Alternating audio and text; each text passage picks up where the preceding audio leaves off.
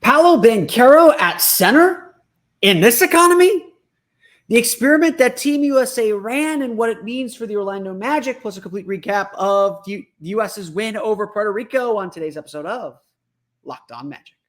You are Locked On Magic, your daily Orlando Magic podcast, part of the Locked On Podcast Network, your team every day.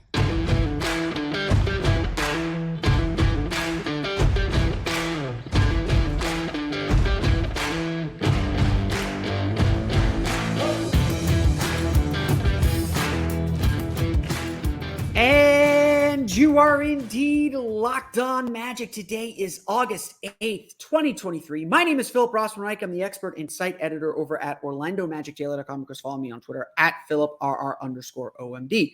On today's episode of Locked On Magic, Paolo Banchero makes his Team USA debut, and they run a little experiment, one that I think we're all looking forward to seeing from the Orlando Magic. We get a little taste of it here in the summer with an international game with Team USA. Paolo Banchero at center. We'll dive into that. Plus, what we saw from Team USA in their debut game. We'll get to all that coming up here in just a moment. But first, we want to thank you again for making Locked On Magic part of your team every day. No matter when you listen to us, whether it's first thing in the morning, whether it's right when we upload, we truly appreciate you making Locked On Magic part of your day every day. Remember, there's a great Locked On podcast covering every single team in the NBA. Just search for Locked On and the team you're looking for, the Locked On Podcast Network. It's your team every day.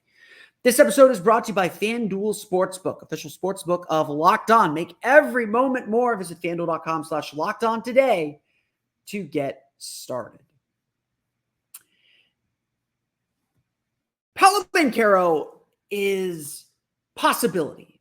What makes him so interesting is all the things the Magic, that really any team, should be able to do with him. He is a 6'10" forward who handles the ball like a guard, can pass effectively over defenders, can bully his way to the basket, can work the low, the mid post, can shoot a little bit from the outside. He is the multi-skilled, multi-positional, multi-versatile, multi-whatever dream of so many teams, of so many things that this league wants to see. He's exciting. There's no getting around it. There's no debating it. There's no kind of figuring that part out. He is just really exciting and fun to watch and look and just imagine the possibilities. What's great about Paolo is that you can probably literally play him anywhere. And that's the interesting part about him. And the part of his game that hasn't been explored. Look, at Duke, he played a lot of power forward, a lot of center. He played a lot of your traditional low post game. Duke put him on the block, said post guys up, work that mid post. They didn't screen. They didn't do a lot of the things the Magic did with him his rookie year. In fact, Banchero, by all accounts, Kobe shared the synergy numbers with me way back in the day. Paolo Banchero ran more pick and rolls as a ball handler in his first month in the NBA than he did his entire season at Duke. That tells you, A, the versatility he has, and B, how different the NBA is. Obviously, he did that to much success. The Magic were a very, very, very good basketball team. But that's not what he's going to be asked to do with Team USA. He's not the primary scorer in Team USA. He has acknowledged that, and it's going to take an adjustment for him to learn how to be what Team USA needs him to be. So what does Team USA need him to be? That is the big question. And that was the big question that we had because we didn't, quite know what his role would be. We suspected that he probably wouldn't start for this team, but we didn't know what to expect from him as he got ready to suit up for USA basketball, for Team USA. And at first, it all looked like it was going about how we thought. He came in late in the first quarter as the backup power forward. They asked him to defend, to rebound, to obviously do that, do all that stuff. But he was trying to find his way through. Then came the end of the second quarter. Steve Kerr tested out for the first time this Team USA version of the death lineup with Paolo Banchero at center. This should not have taken us by surprise. Banchero has played center. He's played at that position before, but not in the NBA.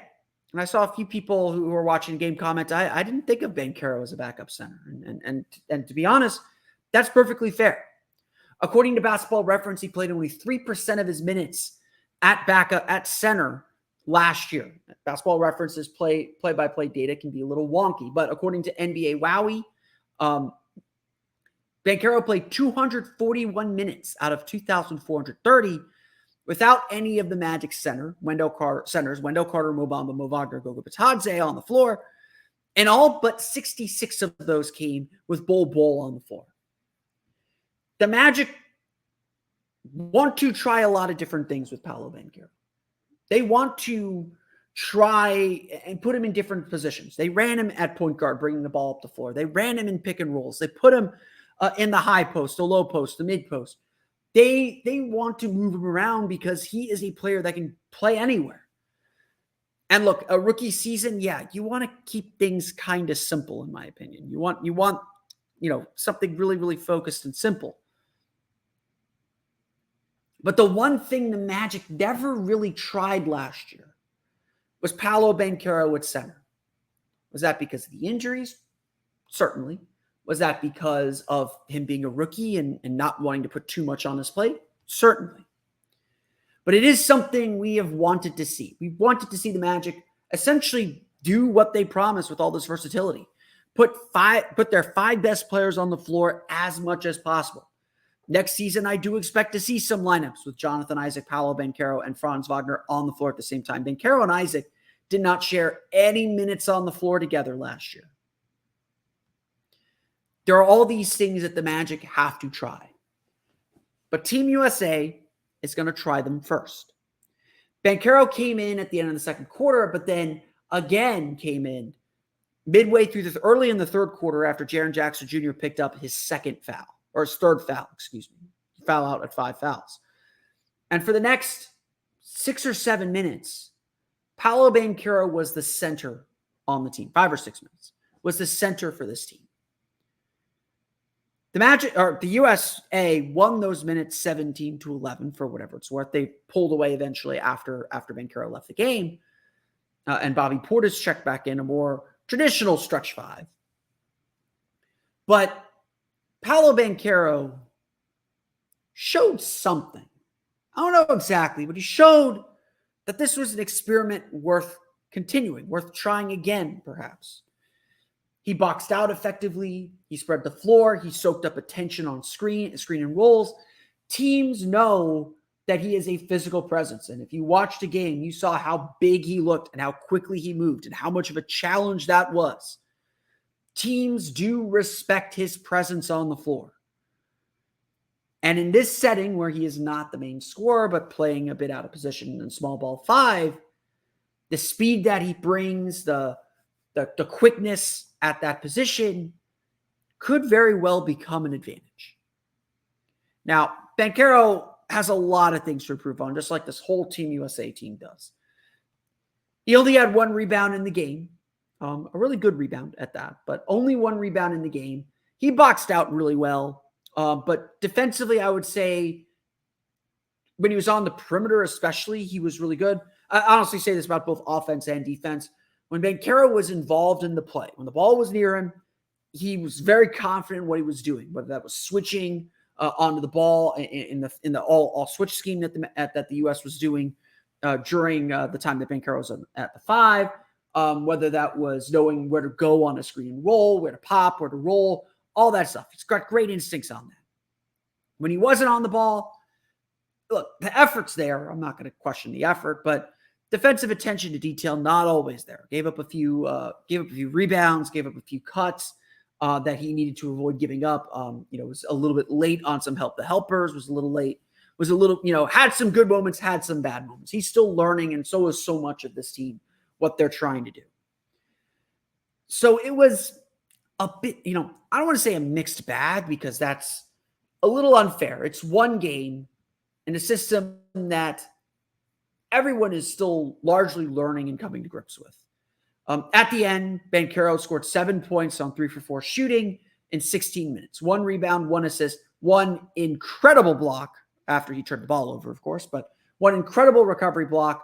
Was 1 for 4 from the foul line, so left some points on the board. I'm blaming the FIBA ball. Plus 5 in his minutes. Not a bad outing by any stretch of the imagination. He looked fine. Maybe a little uncomfortable, maybe still figuring things out. Things aren't second nature for him quite yet, but he looked fine. But what stood out was this experiment. This experiment playing center. Something Banchero did not do very much for the Magic last year, but something that he may be asked to do a lot of for Team USA.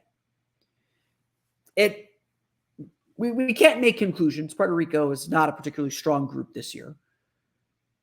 But, and throughout the whole game, it's just inevitable that the U.S. was going to pull away once they figured themselves out.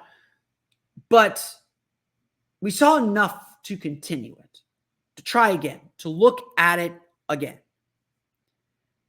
And we'll see what that looks like when the U.S. heads to Spain to take on a couple of really good teams in Slovenia and Spain over the weekend. Overall, for Paolo Banchero, it was a solid but not spectacular showing. When he got the ball, he knew what to do with it. He didn't just chuck up shots. He passed it, made some really nice passes, defended decently. But there's still a lot to learn and a lot that he's going to have to grow into here over the next few weeks as Team USA prepares for the World Cup. When we come back, we'll talk about Team USA as a whole, what we saw from the team. Very similar things to what we saw from Paolo. We'll get to that coming up here in just a moment. But first, it's time for a quick word from our friends over at FanDuel. Football season is about to kick off, and FanDuel is giving you the chance to win all season long. Because right now, when you bet on a Super Bowl winner, you can get bonus bets every time they win in the regular season. Just pick any team to win the Super Bowl, and you'll get bonus bets for every victory. You can use your bonus bets on spreads, player props, over-unders, and a whole lot more. So visit FanDuel.com/lockedon and start earning bonus bets with America's #1 sportsbook. That's FanDuel.com/lockedon. We want to thank you again for making Locked On Magic part of your day every day, no matter when you listen to us. We truly appreciate you making Locked On Magic part of your day every day. Just a show note, tomorrow, Wednesday's episode, will be our last episode of the week. I am going out of town for the rest of the week. We'll not be able to record podcasts. So if there's any breaking news, we'll get to that when we get to it. But we'll be back. We'll have a show tomorrow, and then we'll be back Monday with a fresh episode of Locked On Magic. I'm told the schedule is set to come out perhaps next week. We'll find out. So there'll be plenty to get to, plus Team USA, plus Team Germany, plus Team Georgia, plus so much to get to. Australia does not play yet from the schedule, at least that I've been working off of. But we will get to all of that on our next episodes of Locked On Magic. So thank you for tuning in. Thank you for letting me take a little vacation. We will see you tomorrow and then see you on Monday. But let's talk about Team USA basketball. I'm big on Team USA basketball. I love international basketball. I'm a patriot, P8 but this team is really fascinating to me. It's a new cycle, new coach with Steve Kerr.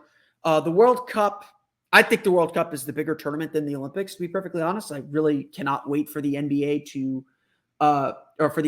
convince FIBA to make the Olympics a U23 tournament, which would benefit Paolo, of course, but make the Olympics a U23 tournament so we can make the World Cup the big deal it deserves to be. This is going to be a fun tournament. It's going to have a lot of really great players involved. It feels very wide open, but this USA team particularly is very interesting. We have no players with any international experience. I was shouted at least 3 times during the game, knock the ball off the rim. You got FIBA goaltending rules. I shouted at Paolo once. FIBA goaltending rules are awesome. Enjoy the next month of basketball with FIBA goaltending rules. But this team is fascinating because they're just so young. And we're going to see some breakout performances. Anthony Edwards had a really strong game. Jaren Jackson Jr. looks like he's going to really break out here as well. But they're just so young. We don't know what to expect. And the process of bringing this team together over the next 2 weeks now It's a 6-week commitment. You know, you got the 3 week of prep, the 3 weeks in Manila, in the Philippines. It's going to be really interesting to see how this group comes together and just what they're able to accomplish. And they have the talent to win this thing. The U.S. is always going to have the talent to win this thing. The question is whether they have brought the right pieces to make it work. And obviously, we're still at an early stage. I don't think we should be making any conclusions on this team based off one game. They came out tight. They looked really bad in the first half. Not really bad. That's unfair. Bad, really bad, maybe to our expectations of what Team USA is supposed to be. But they looked tight. They looked like they were still kind of getting their legs under them. Everyone hasn't played for a little while, played organized basketball for a little while now. It looked like they were getting their legs under them. It looked like they were still kind of grasping what the offense and the defense wanted them. I noted early in the game, like, look, the U.S. is going to be able to get whatever shot they want. The question is whether they're going to work to get the good shots or, whether they're going to rely on isolation play or move the ball. And early on, it was a lot of isolation play. It wasn't a lot of ball movement. Whatever they were doing, it wasn't working. And it was just kind of the stereotypical, we're NBA players playing against a group that doesn't have any NBA players. We can do whatever we want. So we're going to take the easy path and just shoot a bunch of jumpers. That's the trap that the USA teams fall into. Defensively, they weren't really applying much pressure. They weren't they were, just kind of off. Everyone was just kind of off defensively. And it just took a little while to get into the game. Tyrese Halliburton finished with 12 assists, did a really good job picking up the pace. And if Team USA has an identity across generations, their identity is, we're going to smother you defensively because we can go 12 deep and you can't. You don't have the depth of talent to play with the intensity that we can play with for 40 minutes. The U.S. did not display that really until the third and fourth quarter of this game. But that was true at the end of the day. And so it took the U.S. a little bit to get into that rhythm. Tyrese Halliburton did a really good job pushing the pace. Puerto Rico, to their credit, came right back at the U.S., got a couple easy baskets before the U.S. could get their defense set.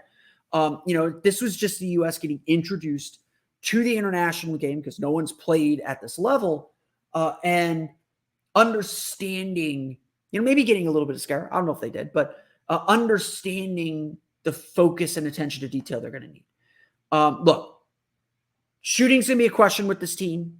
I think that they don't have a lot of great shooters. I think that they're going to have to really work really well together and kind of build up some chemistry here in the next couple of weeks to get the consistent attacking that they want. And then defensively, they've got to be really on point defensively. And this just isn't a group that has played a lot defensively together. And Steve Kerr's got his work. Steve Kerr, Eric Spoelstra, they've got their, whoever's running the defense, they've really got their work cut out for them to get them on the same page defensively. And look, Monday's game is going to give them a lot of tape to say, like, hey, this defense ain't going to cut it when we play Spain on Saturday, or we play Slovenia on Saturday and Spain on Sunday. We've got to up that intensity. We got to know exactly what we're doing. And look, I mentioned Paolo just so late on a couple rotations. Everyone was a little bit late on rotations throughout the game. That's to be expected. This team is going to go as far as their defense takes them. They can play a balanced game. They'll find who their clutch guys are. It's probably going to be Jalen Brunson at the end of the day. It might be Anthony Edwards, but they'll find the guys that they can rely on to create baskets. What's going to take this team far and what's ultimately going to determine where they finish in this tournament? Remember, they finished 7th in the last World Cup. What's going to determine that is their defense, their ability to sit down and defend, to work together on defense, and use that to create offense and really use it and allow them to use their athleticism in a productive way. At the end of the day, that's what won this game.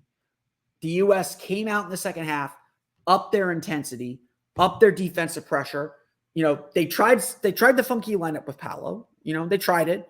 That helped up their defensive pressure and defensive intensity because they could just switch everything, and they did, and it stymied Puerto Rico. Halliburton came in shortly out, when Banchero came out, he kept that pace going and kept them playing at such a frenetic pace. The defense got turnovers. They got out in transition and suddenly have a 19-0 run, and you go from a shaky, somewhat shaky 11-point lead to a 30-point lead, and the game's over. That's how these games have to go for the U.S. They have to put pressure on their opponent. They have to force mistakes, and then they have to just bury opponents with their athleticism. Jaren Jackson Jr. is going to man the inside. They got guys who can play this style. They got guys who are going to do a lot of really good things, and the starting lineup still got to come together and understand their roles. Just so much of this is right now just getting on the same page. The U.S. as a basketball program relies on their depth and their depth of talent and their athleticism to try and overwhelm teams, to try and overcome the cohesion and chemistry that a lot of these other teams have built. Dennis Schroeder, Franz Wagner, Daniel Theis, they all played together last summer. Mo Wagner's been in the Germany program for a long time. Those guys have played together for years. They welcome new players in. They get them up to speed. They know exactly what they're doing. Evan Fournier knows exactly what France expects of him. He's played with Rudy Gobert and Nicolas Batum his entire life. Those are the guys he grew up with from the youth system. And if I have a criticism for the USA basketball system, the U19 team should be almost like the U19 team should all graduate to the select team. Obviously you maybe miss on some guys. They're 19-year-olds. Not everyone makes it to the NBA at the level that you expect them to. But the fact that so few of these players even have youth FIBA experience is a little concerning. To me, the whole program needs to be building guys up into that national team. And obviously you add guys as they get better and you have tryouts. And so, obviously you keep yourself open to new options. But the whole program, I think, just needs to be more organic. And that's the way these other programs are running. And it helps them make up the talent deficit. If the U.S. ran their program like France and some of these other programs do, the U.S. wouldn't lose a single game. They'd be playing together their entire lives. They'd be playing together, from the time that they're 16 all the way to when they're pros. So there's at least a little bit of chemistry and continuity involved. That's my rant on Team USA. But Team USA right now, they're in the cohesion stage. And it's going to take some time. They got 2 weeks to get ready for the World Cup, 2 weeks to get ready for these games to count. I expect them to lose one of the exhibition games. They play Slovenia, they play Spain, they play Greece, and they play Germany. Greece may not have Giannis, but they've got some really tough teams on their schedule. They're going. Where are they going? They're going to Spain. I forget where they're going in Spain. Now I think they're going to Mallorca. They've got some tough games ahead, and they're going to take some lumps because they're still figuring each other out and figuring out who they are as a team. But this is the part that they have to get going. When we come back, we'll go through some of the individual performances from Team USA, who stood out, and what this all means for the team moving forward. We'll get to that coming up here in just a moment. So, I'm not going to run through the whole box score. This is a Magic site, Magic podcast. I'm big into Team USA. I love Team USA. I love these games. I just love games, period. I did my soapbox on Team USA. I think the most important thing for us to say is the rotations, the lineups that we saw, that we're going to see in these preseason games are experiments. We don't, I don't think Steve Kerr probably has some ideas, but they're etched in pencil right now. Nothing is for sure. And these games are their chance to experiment and trying things out. But having said that, I think the starting lineup that we saw is going to be pretty close to the starting lineup we're going to have. Jalen Brunson, 11 points, 12 rebounds, an impressive defensive game for Brunson, if not a somewhat frustrating offensive game for him. Anthony Edwards, 15 points, 7 for 13 shooting, really good third quarter to kind of get the U.S. ahead. Jaren Jackson Jr. scored 8 of his 12 points in the first quarter, 7 rebounds, 2 blocks, really, really impressive showing, just bulldozer. He's going to have a really good tournament. Brandon Ingram and Mikal Bridges. Mikal Bridges with 14 points, 5 rebounds, 3 steals. Really picked up his game in the third quarter to help the U.S. pull away. I think that's going to be your starting lineup. Maybe Halliburton sneaks in there instead of Ingram. That would leave, I think, the U.S. a little too small. But otherwise, that is your starting five. I really do think that'll probably be the starting five for this group. They're pretty solid. Off the bench, Tyrese Halliburton was really good. 7 points, 12 assists, just moving the ball. Love the pace that he had this team playing at. Really got the team up the floor quickly. It was kind of like the Pacers where just a track meet, but the U.S. wins a track meet. They can tire opponents out because, everyone's going to be playing their main players 30-plus minutes. Even in this game, which, again, was a blowout, Mikal Bridges played 23. Brunson played 22. Edwards played 22. Halliburton played 21. They can split those minutes between Halliburton and Brunson very easily and still be really effective. And that's the advantage the U.S. is always going to have. Cameron Johnson, 15 points, 7 for 10 shooting. Austin Reeves, some people thought that Austin Reeves may not be in the rotation for this team. It's going to be impossible to keep Austin Reeves off the floor. 9 points, 4 for 9 shooting, 4 assists. Almost immediately hit a three-pointer that kind of woke the U.S. up. Just going all over the place for rebounds. He had 4 rebounds in the game. Just plays with so much energy. He can shoot the ball too. The U.S. really struggled from deep. Only made 6 of 27 three-pointers. And look, some of that is rust. This was like a first preseason game. It very much felt like a first preseason game. Everyone was still kind of getting their legs under them. But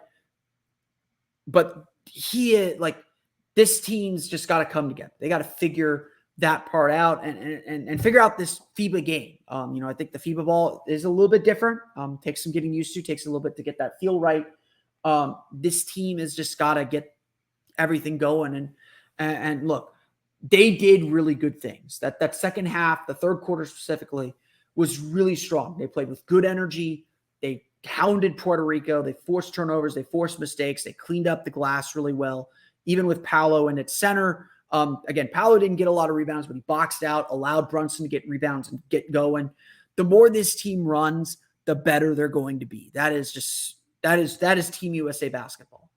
Again, a lot of this is just still experimenting. A lot of this is figuring out which combinations work, who's playing well, who's understanding the defense. I don't know what we'll see from Paolo in the game on Saturday or Sunday against Slovenia or Spain. Both those teams are very, very different. I don't know Slovenia's roster particularly well. Spain is big. So I don't think playing Paolo at the 5 is necessarily going to work in that game. So it's going to be a little matchup dependent with him, but this was an experiment that the USA is going to run. I think they'll try it again in one of these other games coming up. And I think we will see how Paolo fits into this group as a whole. So much of this is just figuring out how do you take guys who are the stars on their teams and get them comfortable playing supporting roles. And Paolo, I think, throughout most of this game was still figuring that part out, still figuring out what is my role on this team? How do I help this team get better? How do I help this team take that next step? That's still to be determined. Obviously didn't get a lot of shot opportunities. Didn't get the ball worked to him on 3-pointers. Had a couple of nice passes. When he got the ball, it did not stick with him. He tried to make a move to the basket, got fouled, made a basket, or passed it quick. And again, like I said, I think he soaks up a lot of attention and teams are going to have to make some gambles with this U.S. team and hope that some guys aren't playing well when they play them because, this team is still very, very talented. But we'll see how it all comes together. USA back in action on Saturday. That is a 3:30 p.m. Eastern time tip-off against Slovenia. Should be a good one. We'll see if Luka Doncic plays or not, but a good test. I'd love to see them get a chance to defend Luka Doncic, and we'll see where this defense is at after the team gets a chance to work in practice and head on over across the pond to Spain. But that's going to do it for me today. I want to thank you all again for listening to today's episode of Locked On Magic. Of course, find me on Twitter at @PhilipRR_OMD. Subscribe to the podcast and Apple Podcasts. Search your Himalaya, Google Play, Spotify, Odyssey, and all of the ways to download podcasts to your podcast-enabled listening device. For the latest on the Orlando Magic, be sure to check out OrlandoMagicDaily.com. You can, of course, follow us on Twitter at OMagicDaily. Like I said earlier, we'll be back tomorrow for another episode of Locked On Magic. We're going to talk maybe about some bigger philosophy things. The the two-track path, perhaps some other areas where the Magic can improve. Got a few ideas on that. We'll get to that on tomorrow's episode of Locked On Magic. But until then, for Orlando Magic Daily and Locked On Magic, this has been Phil Rossman-Reich. We'll see you again next time for another episode of Locked On Magic.